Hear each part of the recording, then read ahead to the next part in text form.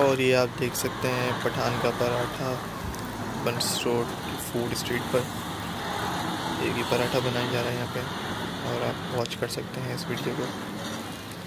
और यहाँ पे तेल डाल के को गरम तवे में तला जा रहा है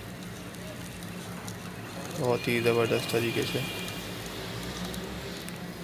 और यहाँ के पठान के पराठे की बात ही अलग होती है, जहाँ भी आप चलें आपको पठान का पराठा बहुत ज़बरदस्त मिलेगा और लच्छेदार पराठा होता है ये। और ये एक साइड से तला जा रहा है, पहले इसको एक साइड तलना है, उसके बाद जब ये नीचे चिपक जाएगा तो उसको फिर दूसरी साइड से भी तलेंगे। यहाँ पे ये एक साइड से तला गया है और ये देख सकते हैं आप इसमें रंग आ चुका है, तल चुका है ये। और अब इसको फिर दूसरी साइड से तला जाएगा।